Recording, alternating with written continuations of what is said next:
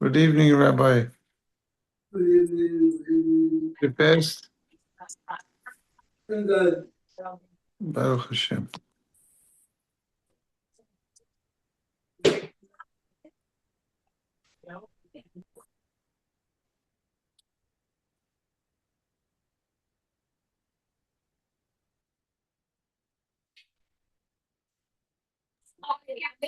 Miko, what minyan do you pray in Larchwood?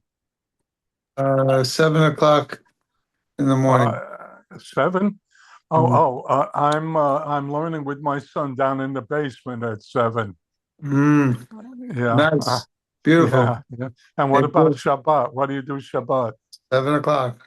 7? Yeah, Larchwood. Well, is the place full? Oh, packed. Wow. It's amazing. What they had an idea, a concept, and they built it up after 15 years. Yeah, beautiful. Really, really nice. Rabbi, that they built a new shul, expanded a new shul on Larchwood in Long Branch, New Jersey. And it's packed. There's so much going on in this particular shul. It's about a mile away from the Park Avenue shul. But it's, yeah. Who is the rabbi now? Rabbi Towel. David Towel, the son of Mikey Towel. Very nice. Very nice. I'm sorry, but I asked them in young started at 9:10. They're like, we Ashkenazim ate tonight at 9:20. What we do is, it's 40 minutes after sunset. The sun was setting today at 8:34.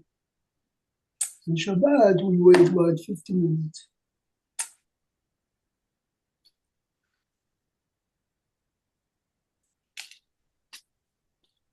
I'll start with something very cute. For me, it was new. And look a second after the story with Pinchas, and after the story of Benot Tzlofchad, I don't have the art scrolls. If you have look a second, if you have a Chumash, it's in Perek Chav Zayin. And Moshe Rabbeinu is asking Hashem. Moshe originally fought. Since Benot Tzlofchad are basically inheriting whatever the father left over, so he has the right to anticipate that his children should get something. Obviously, his children were scholars, otherwise he understands that they have no choice. After Piken, Hashem says to him, Yoshua did much more than your kids. Interestingly enough, what did he do? More. So this is very famous, but you have to see the context of the answer. The answer is, Yoshua used to set up the table. Yoshua used to sweep the floor. What is that? We have a bit for that, no? In the Bet Midrash of Yeshivat Kelem, where all the big Mashgichim, Rav Lapian, Rabbi Yerucham Lubavitch grew, you had to earn the right to clean the place. What is that? I'm cleaning the place for people who are studying Torah and Chokhmah, yes? Yoshua made sure that the seats are comfortable, but not because he's being paid $20 an hour, because this is Kavod HaTorah, and Hashem says to him, this is why Yeshua is taking it. Fine. Then, look a second what Hashem is telling him. It's Perek Chav Zayin, Pasuk Tetvav. וידבר משה אל השם לאמור, יפקוד השם אלוהי הרוחות לכל בשר, איש על העדה אשר יצא לפניהם ואשר יבוא לפניהם, ואשר יוציאם ואשר יביאם. Listen carefully what he's saying here. ולא תהיה עדת השם, כצאן אשר אין להם רועה. He's asking Hashem to appoint someone who really understands the language of people, he understands the needs of people. Otherwise, the Jewish people are left like a צאן, אשר אין להם רועה. מה זה אשר אין להם רועה? כצאן בלי רועה, מה זה אין להם רועה? When I see sometimes, you drive to מערת המכפלה or קבר רחל, you still see, Arabs, hundreds of sheep, goats, they are the shepherds. Do they care for the sheep or they care for their own property? Every sheep gives me wool, every goat gives me milk, eventually they give me meat. Goats and sheep are ways of making money, so of course he has to take good care of them. There are two types of leaders. Some leaders are good leaders because they have to be elected. So they have to create a very good impression. They want people to be happy. Moshe Rabbeinu is asking to Hashem to elect a leader, otherwise there will be katzon asher ein lahem roeh. A leader who cares for the people, not for himself. Lahem. Moshe Rabbeinu, Hashem elected him when he ran to bring back one sheep. The Torah is giving us the seeds of real leaders. Okay, so Hashem is telling him, take Yoshua, listen carefully to the psukim now. פסוק י"ט, ועמדת אותו לפני אלעזר הכהן, ולפני כל העדה, you have to introduce him, אלעזר is the כהן גדול, וציווית אותו לעיניהם, ונתת מהודך עליו. Moshe has to share some of the glory that he had. He has to do it in front of the people to have respect for him. Now listen to פסוק כ"א. ולפני אלעזר הכהן יעמוד, אלעזר is the כהן גדול, ושאל לו במשפט האורים לפני השם. If he has any question, אלעזר is the כהן גדול, he carries the אורים ותומים, על פיו יצאו ועל פיו יבואו, ובכל הדעת בני ישראל.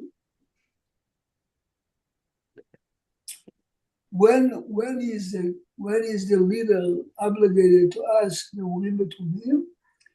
Before he goes out to a war. If he goes to war, he needs an improvement from Hashem through the Urim Tumim. And the Sanhedrin. So it's so interestingly enough, it was only one time, I think, that he had to ask Elazar. Yeshua was great on his own. Hashem communicated with him straight. Is he allowed to ask the Urim Tumim on Shabbat or not? What do you think?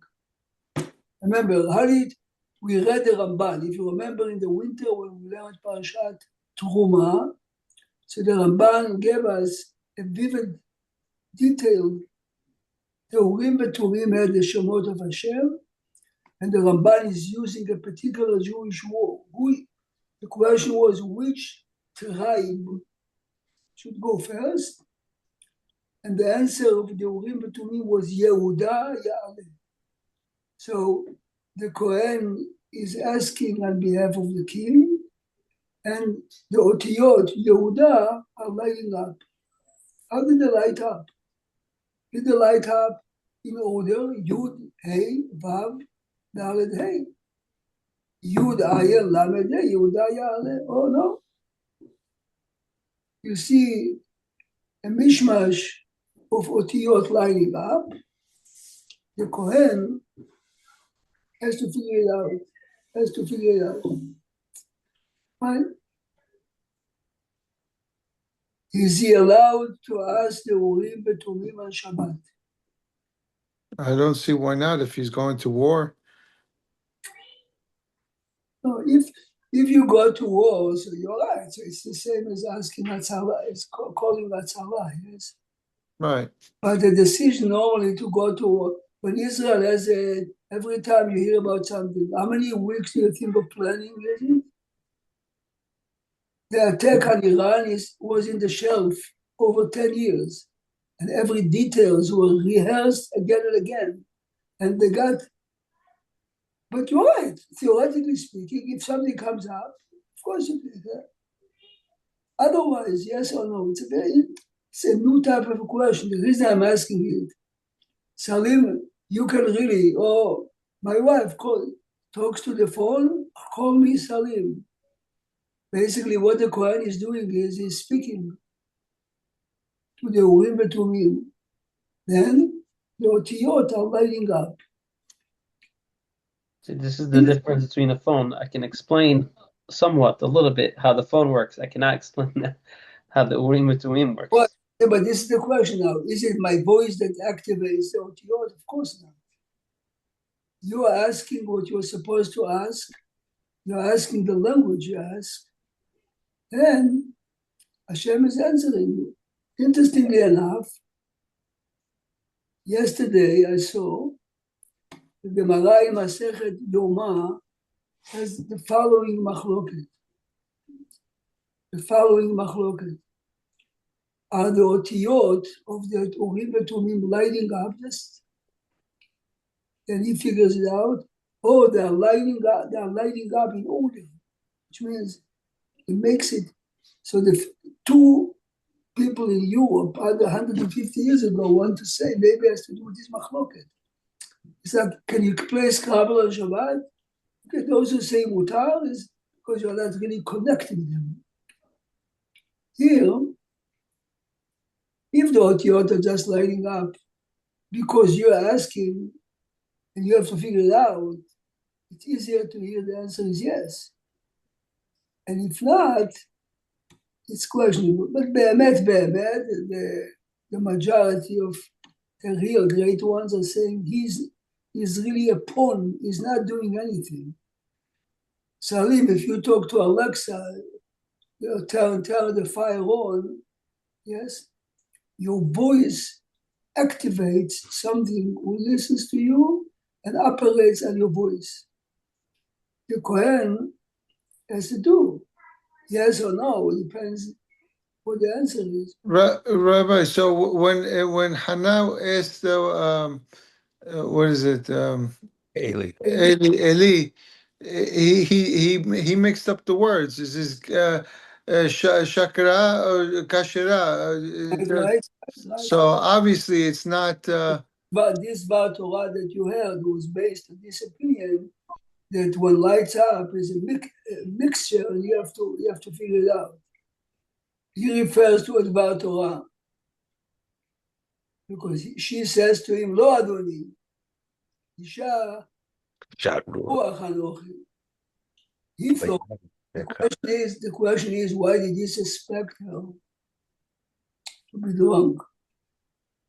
So this Bar Torah is a very cute Bar Torah. The otiyot that clit up was Shin Chaf Reishei, which is Shikora. She tells him he didn't read it correct. He should have read it Ksheira, not Shikora. Obviously, this Bar Torah, whoever said it, is based on the opinion of Reish Lakish in Masechet Yoma. The Kohen has to figure it out. But be'emet, I mean, for me, it was not a good topic. So when David is running for his life because he knows that Shaul wants to kill him, he comes to the Kohen Gadol in Nov. He comes to him and he's telling him, I'm starving. Of course, he didn't tell him. He says, I have a secret mission. I have some boys. Do you have any food? And he gave him lechem apanim to eat. The Gemara says in Sanhedrin that he came to him on Shabbat. And the Gemara says he's not asking only for food, he was asking him to ask the Urim Betumim some directions.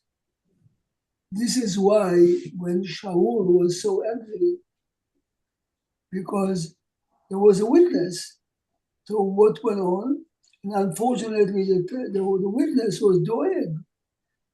So Doeg told him, it says in the text, he gave him food, he gave him exactly, he gave him ammunition. So this here is a proof, this was on Shabbat, and he gave him an answer based on the Urim Betumim. So Miko, some are saying David is running for his life. What gave David a right to eat lechem hapanim? The Gemara says the language the Gemara is using is achazo bulmus. Now, the question is, so David on his own definitely a reason or leniency, a reason to ask, why did the Kohen Gadol answer? As far as he knows, David is the son-in-law of Shaul. He's future king. Not only that, if he comes quietly and he's telling me that he has some boys waiting somewhere, obviously he has a secret mission, so he definitely understood. So there's This is Pekuach Nefesh. So it is very, very interesting that I'll go a minute to the beginning of the parasha, which is most of the commentators are focusing on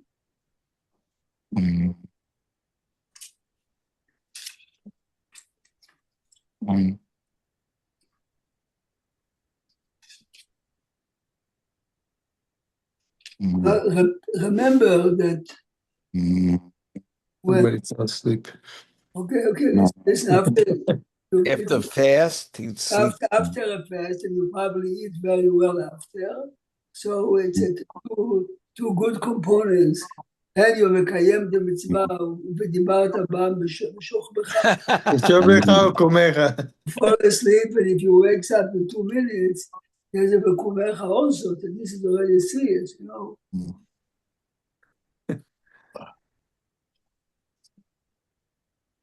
Now, you know, last week when we read, please go back to the end of last week's parasha, פרק כ"ה, פסוק ז'. וירא פנחס בן אלעזר בן אהרון הכהן, and the Torah gives us the lineage. Father is Elazar, his grandfather is Aaron. ויקם, you never pay attention to the word ויקם מתוך העדה, מה זה מתוך העדה? He's a member of the Sanhedrin. ויקח רומח בידו, he takes a weapon.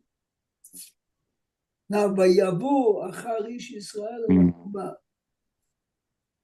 The psukim are not really feeling what went on.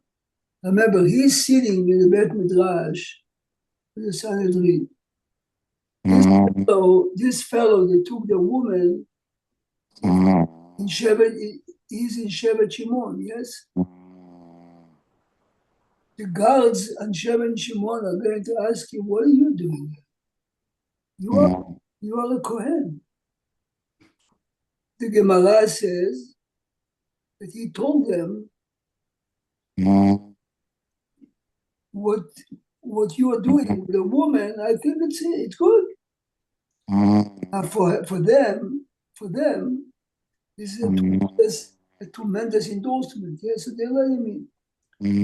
Keep in mind that Pinchas has to come out. And when Pinchas comes out, he comes out with a spear. Two bodies on it, a man and a woman. Don't you think that his life is in danger? Of course he knew.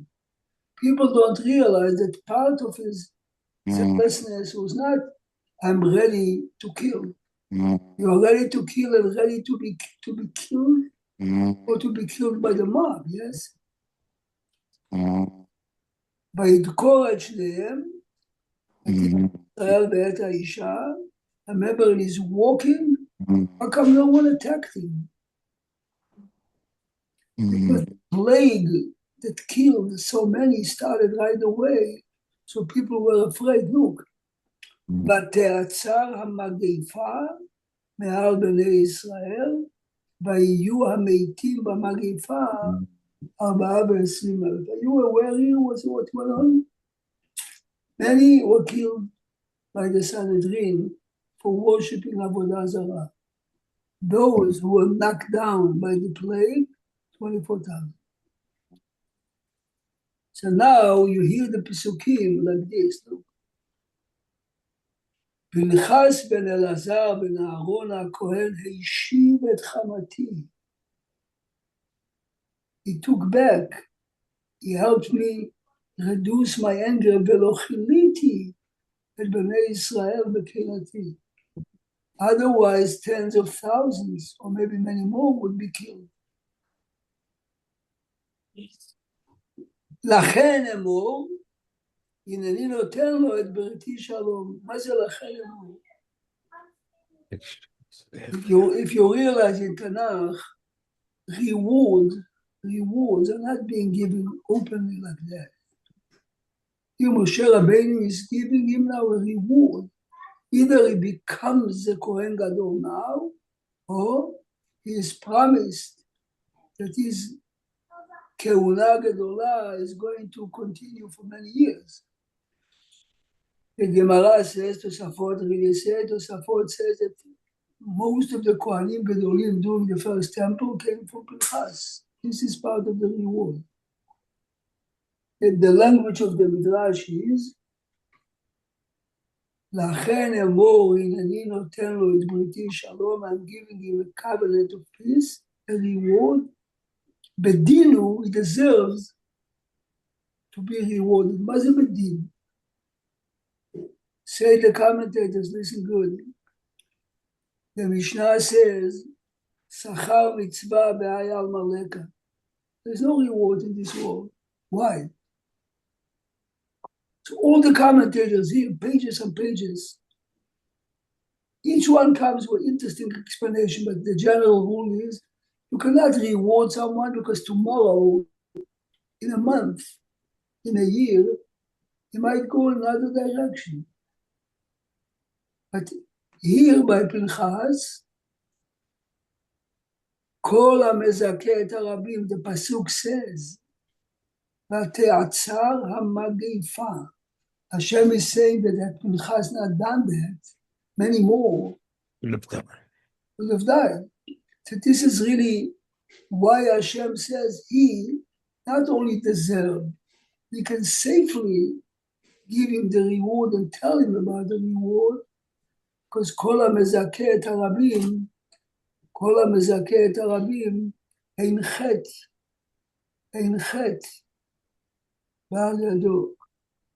So even though normally we're not rewarding, I think carefully for a second. Remember, according to Rashi, there are three opinions in the Gemara, in Zvachim. When did Pinchas become a Kohen? Rashi brings the opinion that now Hashem didn't make him up to this point. Another opinion is that he was, the Zohar says he was a Kohen before. Remember, his father is a Kohen. But all these promises here, if he was a Kohen before, says the Ibn Ezra, many of the relatives of the man that you killed might ambush you and kill you. Hashem promises him, now listen carefully, yes? The third opinion, by the way, is if you look in Sefer Yoshua, after Bnei Gad and Bnei Reuven fulfill the promise to conquer and assist in the war, taking over Israel. After they settled, they built a huge mizbeach. Right away, many people suspected, maybe they're building a new temple, a new Mishkan. So they mobilized a huge army to come and punish them. A delegation headed, this is a text, by Pinchas went. And he says to them, what are you doing? So they said, since we live away from the Jewish population, if our kids would ask us, we would tell them that we believe in everything the Mishkan presents. And this Mizbeach is an example. So the third opinion in Gemara Zevachim is that after he was a peacemaker and basically saved the Jewish war, Jews against Jews, this is when he became Kohen. Now let me ask you a question. Your father is a Kohen Gadol. Your grandfather was Kohen Gadol. Please listen carefully now. But you were born before Aaron and his children were anointed. So Pinchas was around when his father and his grandfather and his four uncles were anointed. What did Pinchas think? I mean, can you imagine in the same family? My Abba is a Kohen. Brothers that are born to my mother after my father was anointed are becoming Kohanim. But because I was born before, I'm not. Which type of discrimination is that? Guys, how many times in life do we have questions like this? Listen carefully. Comes the dad Zekenim Baalei Tosfot and says, had Pinchas become a Kohen before, it's a question if he is allowed to kill Zimri, even though he definitely has halachic reasons. But you are a Kohen. What gives you the right to be?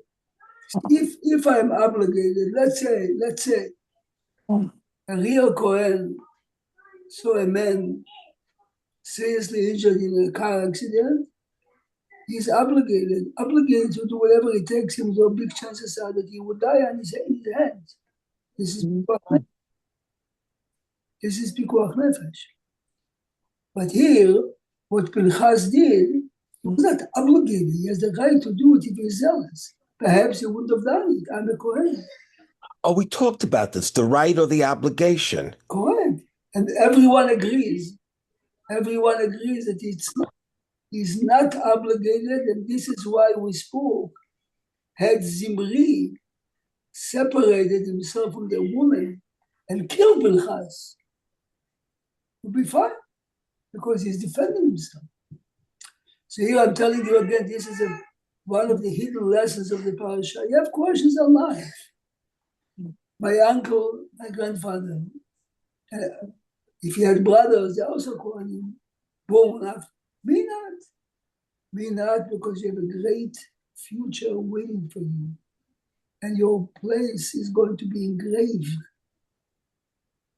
in history as a man who saved tens of thousands from dying. It's an amazing. By the way, Sefer Yoshua begins how Yoshua sent 2 spies. Who were the spies? Caleb and Pinchas.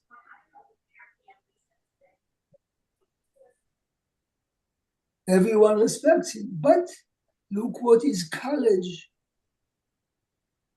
included.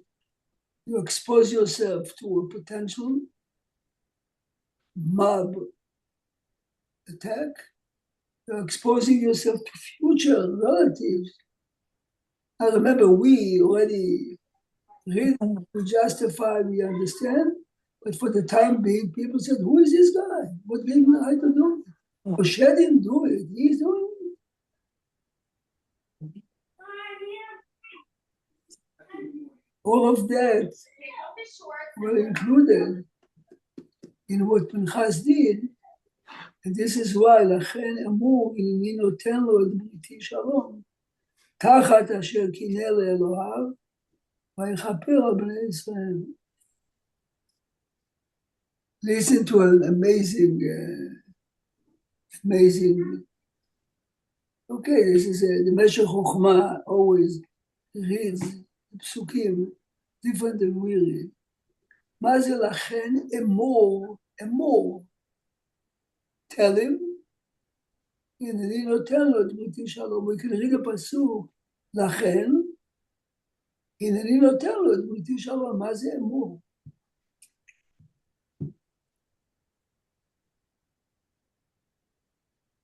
When, if you remember when Shmuel is rebuking Shaul, he says, קרא השם את ממלכות ישראל מעליך, השם ריב טוב, ונתנה לרעך טוב, וגם נצח ישראל לא ישקר.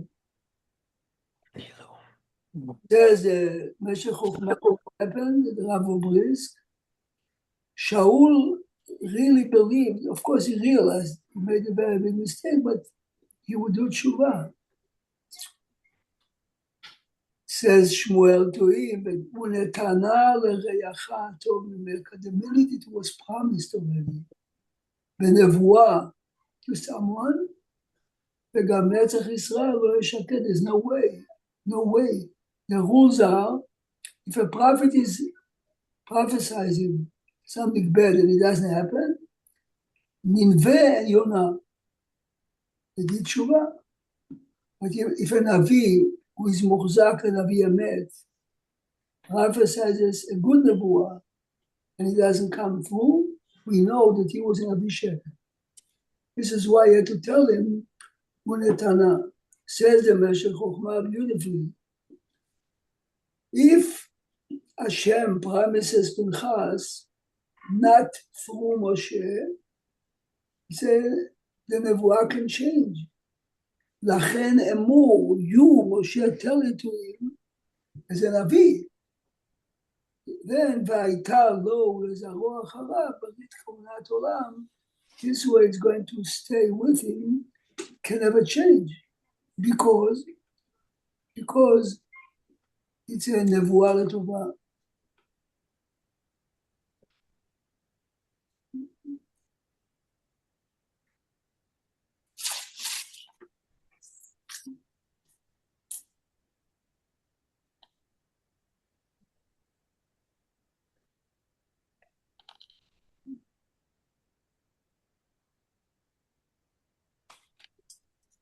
Now, we are counting again all the people. If you want something cute, I think I said it last year, but it's cute. Look at Perek Chavav. Remember, every Shevet, we have the number of the people, the families, and the numbers. When it comes to Issachar, it says in Pasuk Chavdaled, Leyashuv Mishpachat HaYashuvim. This you can say everywhere you eat on Shabbat, most people would like it. I mean, they would smile. Rashi says Leyashuv Hu Yov Ha'amur Be'odei Mitzrayim. Rashi is telling us, if you look in Sefer Bereshit, before they came down to Mitzrayim, we have a list of the children of Issachar. The name over there, Yov. How can you know it? And here, the name suddenly changes from Yov to Yashub. So that's a Kenim Mevarei Tosfot say that Issachar, the father, took a shin from his name, gave it to Yov. Yov becomes Yashub. Why did he do it? Because the son complained, since he was giving his name, there was Avodah Zarah named Yov. He didn't want to have a name that, if you pay attention, most Baalei Keriyah, maybe 99%, read always, not Issachar. They read Yisachar, yes? Did you ever ask yourself why? the Torah writes Issachar with two sins. One shin was given to this fellow. When I read it for the first time, in this Sefer, it says that some people who follow the Khatam Sofer, when Issachar is born, the Baal Koreh would read Issachar. Later, after he gave him the name, then the shin was taken away. This is why we read Issachar.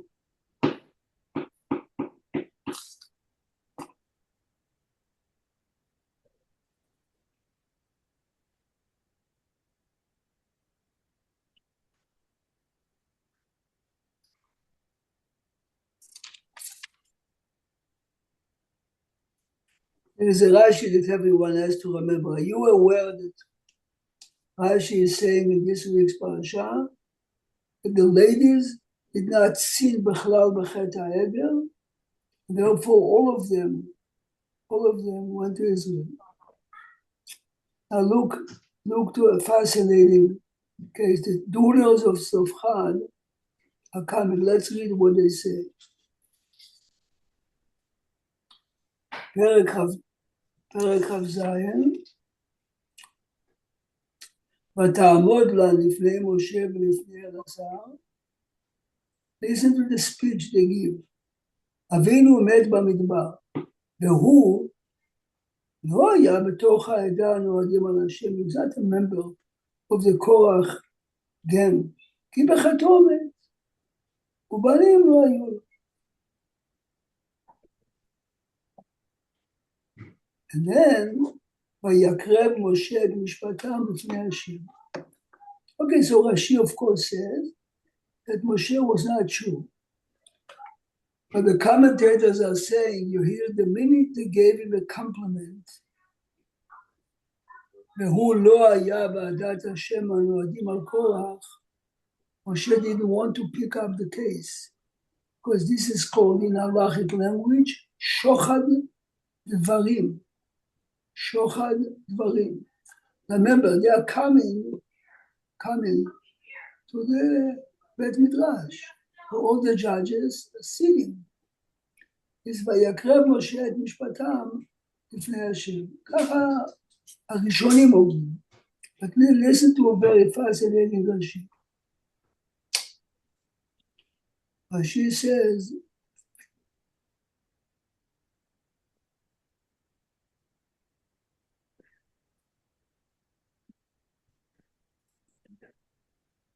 Rashi says that they did it because they loved Eretz Israel.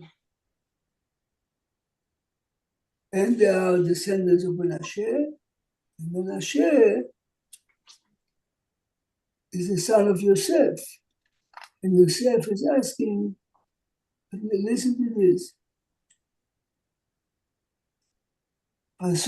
פסוק סמ"ד, פרק כ"ו. השיר זה שהיו מחבבות את הארץ. האנשים אומרים, ניתנה ראש ונשובה מצרימה. האנשים אומרות, נא לנו אחוזה. Here, Rashi says, why is the parasha of Nosofchad written here to show us the difference between the man and the woman? They love the land, and the proof is here.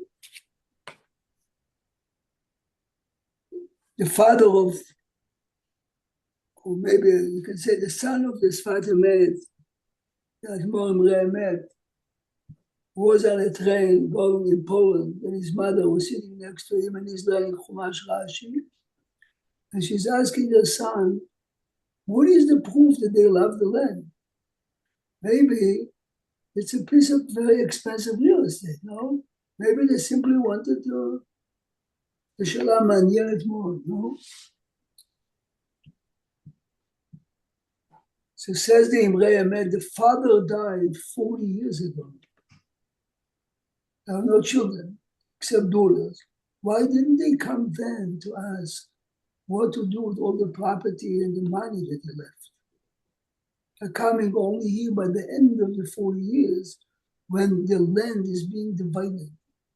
No, This is Obviously, Rabbi, obviously, when everybody's getting a portion, they want a part of it. Before nothing's being split, nobody can talk about it. There's nothing to talk about.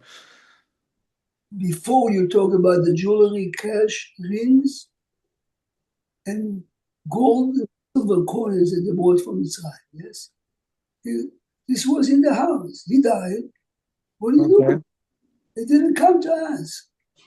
They had no interest in that. They're coming here. But more interesting is, remember, the Torah says that they are descendants of Hades from Menashe. Menashe really got two parts in the land of Israel, right? Chatzi Shevet Menashe Outside. outside. They are coming and they're asking in the land of Israel.